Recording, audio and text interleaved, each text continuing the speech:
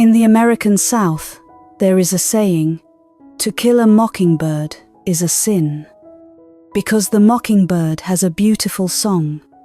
It pours out melodies that enchant the human heart, and it never destroys fruit or crops, it only sings for us.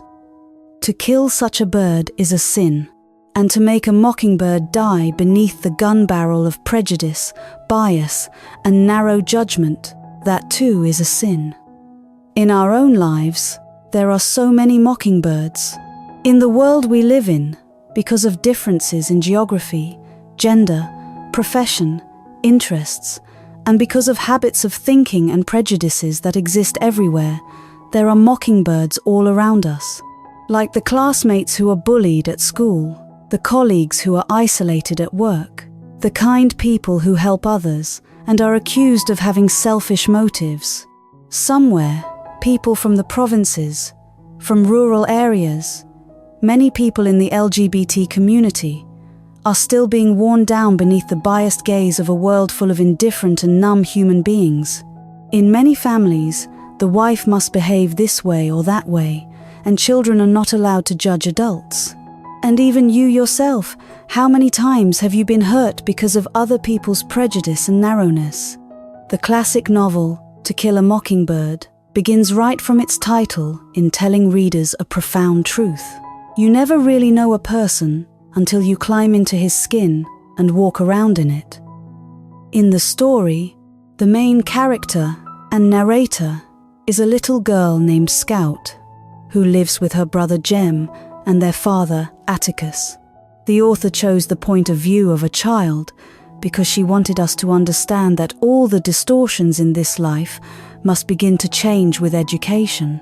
And the highest form of education for all of us and for our children is to know how to respect difference. And for adults, the foremost discipline in self-cultivation is to learn how to manage the prejudices within themselves. Hello everyone, welcome to XYZ Library, a channel that shares knowledge and encourages holistic self-development through good books. This week, I would like to share with you a classic work by the American writer Harper Lee. It has been translated into 40 languages, won the Pulitzer Prize, and had a profound influence around the world. Obama once publicly mentioned 2 books he gave to his daughters. One of them was this novel. Please listen to XYZ Library's reflection on To Kill a Mockingbird, entitled, Walk in Other People's Shoes.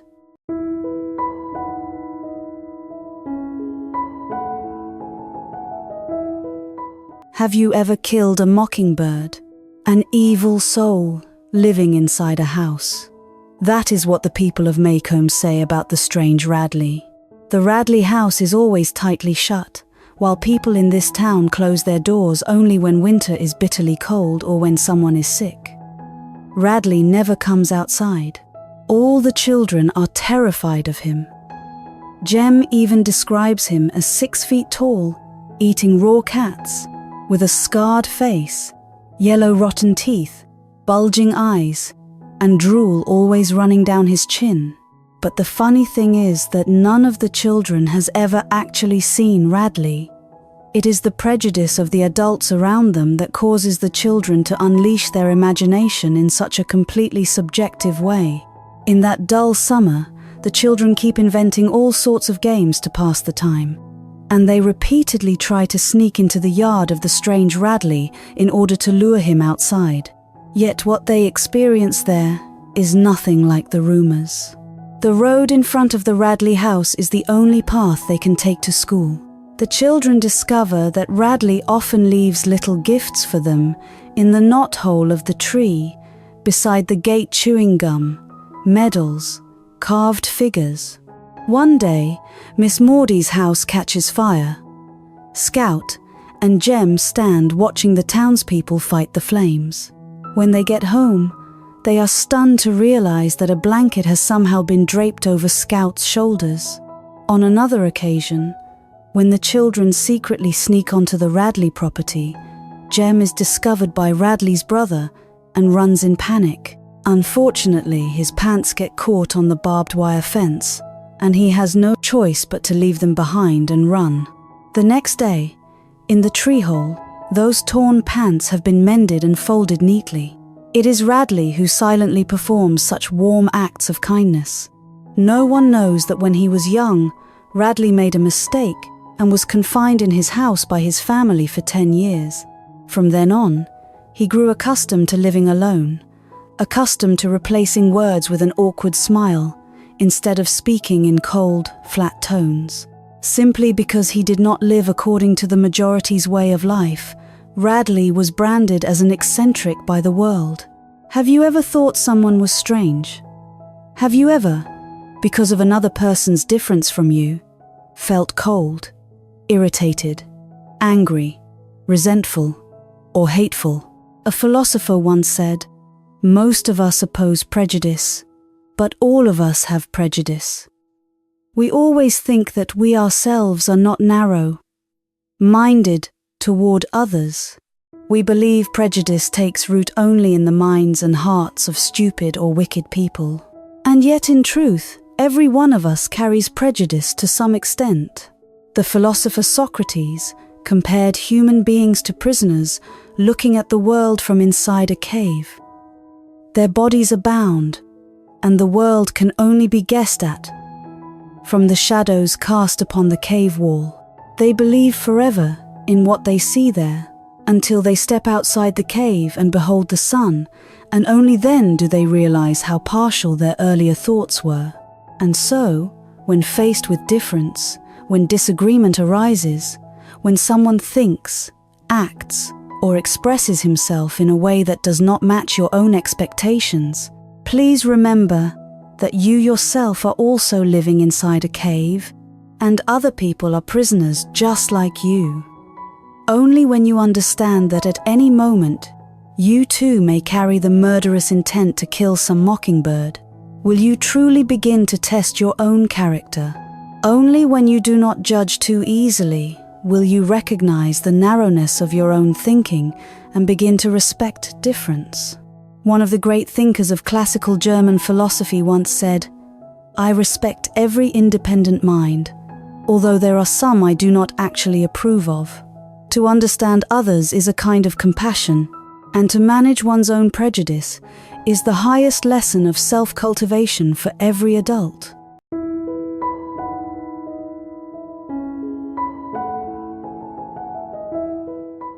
How do we protect the mockingbird beneath the gun barrel of prejudice? The little town of Macomb is suddenly thrown into an uproar by a shocking rape case. A white girl has been violated by a black man, and the townspeople are even more agitated because the lawyer defending the black defendant is a white lawyer. That lawyer is Atticus, the father of the heroine Scout. The neighbors turn on him with criticism. They feel ashamed that he is standing on the side of a black man. Even his own daughter is angry with him. Why should he help a black man? But he only gently reminds his daughter that she must never use the word nigger for black people. It is an ugly and cruel word. In truth, Atticus knows very well that in a place where racial discrimination has sunk its roots so deeply, his chance of winning the case is nearly zero. But he believes that if he does not do this, he will have no right to teach his children. The deepest part of his conscience leaves him no hesitation. It compels him to try his utmost. Even if the whole world runs against me, I still want to live true to who I am. For him, there is one thing that can never follow the crowd. That thing is conscience. Throughout the course of the trial, Atticus is mocked everywhere by white people. The accuser in the case is Bob Ewell, the father of the girl who claims she was raped. Later, he gathers a group of white men and plots to sneak into the jail and attack Tom. When he learns of it, Atticus immediately goes to the jail and sits alone in front of it to protect Tom. Even in the face of possible violence, he never loses his temper and remains calm despite his children's fear. Their classmates mock them, saying, "Your father loves niggers," which makes them furious. But Atticus calmly tells his children, "You may hear all kinds of ugly things at school, but just do one thing for me. Hold your head high and keep your fists down. No matter what people say to you, don't get angry. Try to fight with your mind. When the majority thinks they are right and you are wrong, of course they have the right to think so, and they too deserve full respect. But before you can live in harmony with others, you must first live in harmony with yourself." One wonders what precious thing that black man could possibly have given Atticus to make him protect him so stubbornly and risk himself so fully. In truth, that black man gave Atticus nothing precious at all. His name is Tom, and he is a kind, humble man who often helps the nearby white Yule family whenever they need it. Their eldest daughter, Myella, 19 years old, is abused by her father and therefore lives withdrawn, cut off from the outside world for a long time. So when she encounters Tom, she falls in love with him. One day, she uses the excuse of asking him to fix a door and takes the opportunity to lure him into kissing her. Tom panics and pushes her away. As he runs out, he collides with her drunken father. Yule beats Myella and believes that his daughter is destroying the family's honor by associating with a black man.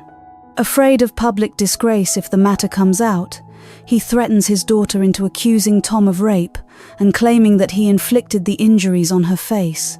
On the day of the trial, despite the inconsistencies in the testimony, and despite the obvious truth that Tom, with one crippled arm, could not possibly have caused those injuries, the all-white jury still pronounces Tom guilty simply because of racial prejudice against black people. Atticus fights to the end, and still he cannot win. In the end, Tom loses faith in the court altogether. He tries to escape from prison and is shot dead. It is a tragic ending, and when this novel was published, many readers raised opposing views against it. Why could Tom not win the trial? Does that not suggest that white people will always feel superior and always discriminate against black people?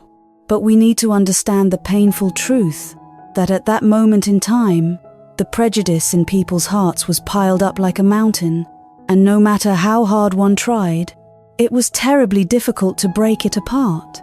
Atticus, alone, protects Tom against those prejudices. This symbolizes the faint voice raised against society's narrowness. But no matter how faint that voice may be, it still must be spoken, just as Atticus tells his daughter when she is troubled by the final verdict of the court.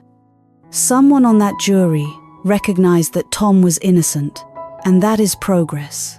No matter how fragile the light of hope may be, no matter how ignorance is buried deep in the habitual thinking of people, we still have to fight to the end, to protect others from prejudice and to protect ourselves from the narrow judgments of those around us.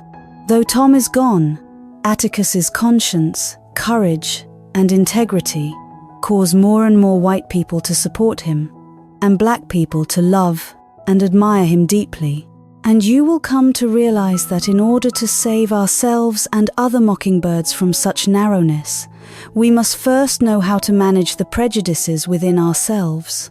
No matter how noisy the outside world may be, you must learn to turn a blind eye to the prejudices of others toward you. In this world, the less understanding people have, the more they like to criticize others, because their thinking has long grown rigid, and they cannot tolerate even the slightest difference. The higher a person's awareness, the more willing that person becomes to be tolerant of difference.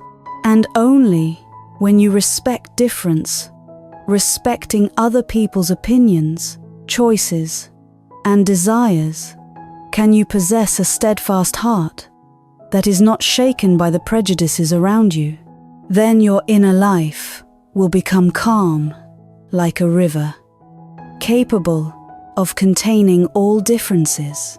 You will no longer be controlled by other people's words and actions, nor will a single prejudiced remark be enough to make you angry, upset, sorrowful, or wounded. Learn to take lightly someone else's contempt and insult, so that you can devote more energy to your own purpose. As the philosopher Zunzi once said, "The noble man of talent can tolerate the weak, the wise can tolerate the foolish, the well-educated can tolerate the shallow, and the pure-hearted can tolerate those whose hearts are complicated." So please remember this. Only by respecting and accepting difference can we live well in this world full of prejudice.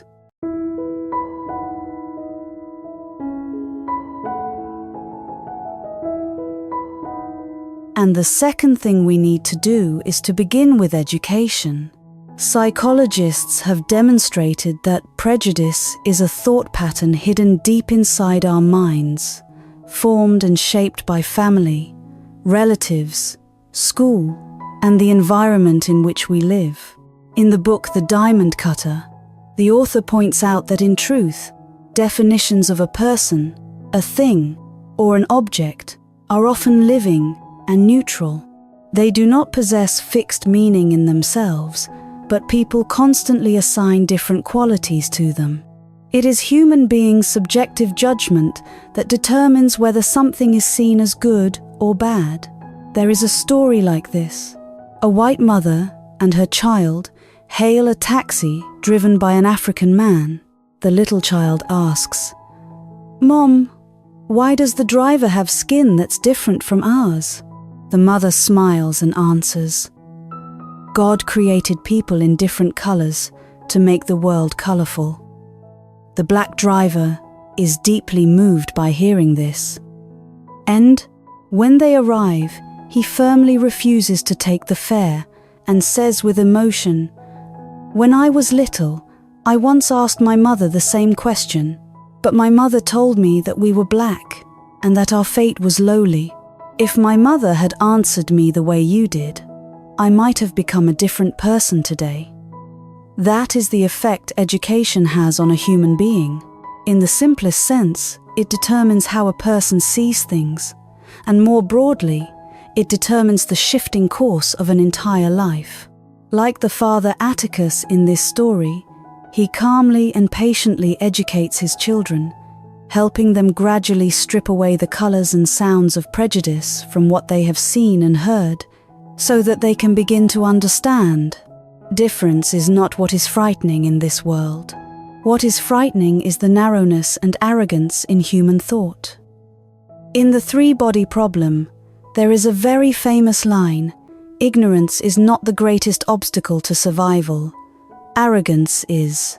You need to understand that deep within every prejudiced thought, there may very well be a hidden belief that I am superior to others, that white people are superior to black people, that city people have the right to mock the speech of those from the provinces, that members of the LGBT community are somehow not truly human. Then, is it they who are distorted?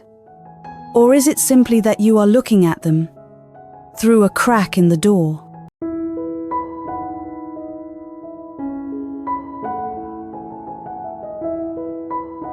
And finally, if we are to lower the gun, we must not let it remain aimed at innocent mockingbirds. Please remember the teaching of Atticus the father. Reading is like breathing. Even if you don't feel like it, you still must do it. To recognize one's own narrowness and to change entrenched habits of thought, reading is one of the most effective ways. Reading is something so simple, and yet so many people today cannot do it or sustain it. So please remember this. When you cannot change your origin or your living conditions, when you cannot change other people, then the only way to overcome the prejudices of the age is to read. The philosopher Schopenhauer once said, "What hinders people from discovering the truth is not the glittering appearance of things, nor human deficiency in reasoning, but prejudice the things we have accumulated beforehand." The most precious lesson this novel offers all of us is the acceptance of one truth. Both you and I, to some extent, carry prejudice within us. Both you and I have at times been, are now, and will still be mockingbirds. And both you and I may also become the one who raises the gun to kill another mockingbird. But now is the time for us to be brave, and with the beautiful conscience that originally belongs to us, to protect the mockingbirds. Read more, learn more, broaden your vision, so that you may be ready to accept difference with a peaceful soul. When your inner life is full and your thinking is wide, the people you cannot stand and the things that displease you will gradually become fewer and fewer. Thank you for listening. If you found this video helpful, please share it with those who need it.